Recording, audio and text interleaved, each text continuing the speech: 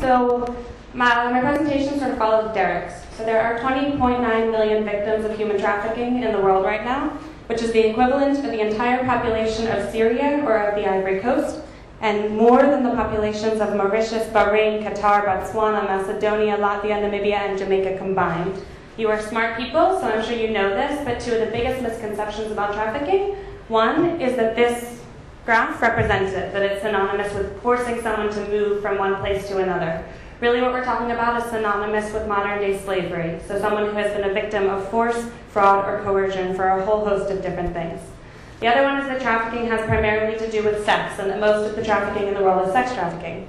Of the 20.9 million victims right now, about 15 million of them are trafficked into industries that are not primarily related to sex, so it's not forced prostitution. It's not to undermine it, it's just to say that the picture we often hear in the media isn't representative.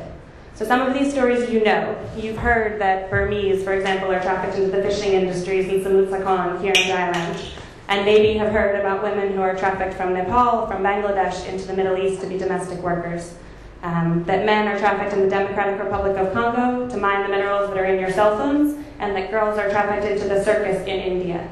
So I'm here today to tell you a little bit about an initiative that I've started with my best friend here called Freedom to Walk, a campaign to support efforts to end human trafficking. And a month from today, we are convening volunteers from around the world for what we hope will be the first of an annual event here in Bangkok. On November 3rd, we begin a walk from Bangkok to Burma.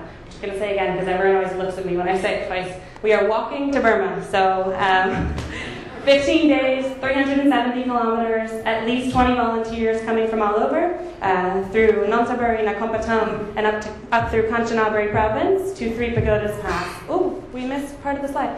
The walk has 3 goals. We aim to raise $100,000 for anti-trafficking organizations around the world, to educate our walkers about human trafficking so that ultimately, when they return to their home countries, they can catalyze specific actions against this crime in the long term. That doesn't look so good. The money that we raise is going to support 5 organizations who are working to combat the trafficking of men, women, and children on 5 continents. They're doing all different types of work, so prevention, changing policy at the national and international level, supporting victims, crisis intervention in trafficking situations, aftercare, and more. In the US, our beneficiary is the Polaris Project. They run a hotline 24/7 for victims of trafficking and their advocates, and a corresponding network of 3,000 service providers. So anywhere in the US, if you're in a crisis situation, you can call and they will send someone to help. They've gotten 60,000 calls in the last couple of years. In Ghana, we're supporting the International Organization for Migration, which is working to stop the trafficking of thousands of boys like these who are being forced to work in the fishing industries on Lake Volta. So the money that we raise is going into the communities for awareness programs to say to parents, if a labor worker comes to your home and offers your 7-year-old son a job, ask questions. In Ecuador, we're supporting Fundación Amuta, which is a foundation that runs one of just 3 homes in that country for trafficking victims, and the only one for victims of labor trafficking. So the indigenous kids who live there have been sent over to work in handicraft and textile factories in Colombia and Venezuela. They've run out of funding, and basically, if we don't fund them, these kids don't have a place to live. In Eastern Europe, we're funding La Strada International, which is a network of 8 organizations across 8 Eastern European countries, working to advocate for the rights of migrant women and protect victims of trafficking. And the money we raise will go towards awareness activities and towards a hotline similar to that in the US. Finally, the place closest to our hearts. In Thailand, we're funding the Dream Home, which is up in Sanklatburi, the border region that we're walking to. It's a home for about 35 stateless kids, most who have come over from Burma, orphans. They are amazing, but the shelter is completely falling down and they have a waiting list of 76 kids. So the money we raise will go to build a home that can house all of them. These are our walkers. They include a former US presidential candidate, the US ambassador to Thailand, journalists from The Economist and the New York Times, management consultants, university professors, university students, full-time volunteers, full-time travelers, and a whole host of others. And we are so excited for them to get here. They're coming from all over the world. So we have walkers from the US, Switzerland, Argentina, South Africa, Malaysia, Singapore, Nepal, the UK, and of course we have a big group of people who are walking from here in Thailand. We start walking November 3rd. I'll be around after this.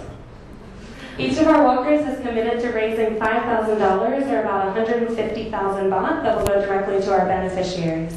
In exchange, we've committed to try to make the days of the walk free for them, so food, water, accommodation, support car. We're super excited to have raised more than $22,000 so far, and we have a big chunk of money that we can't announce, but it's coming in soon. As we said, part of what we're doing is educating our walkers about trafficking, because these are the images that we picture when we picture the crime, and while they are helpful in making us angry, they're not really helpful in telling us what it is that we can do to help. So for example, last year the ILO passed a convention recognizing domestic work as work that should have the same labor rights as everyone else. So domestic workers advocating for that in New York. Every country should ratify this convention. It's essential to making sure that that group of people are not victimized the way so many are around the world. Very few have so far, but we hope that at the end of this walk, all of our walkers will be equipped to go back to their home countries and join the movement of people who are ratifying that. Last week, President Obama spoke at the Clinton Global Initiative, where I used to work, about human trafficking. And he said, it ought to concern every person because it is a debasement of our common humanity. Every community because it tears at our social fabric. Every business because it distorts markets. And more things that I don't have time for.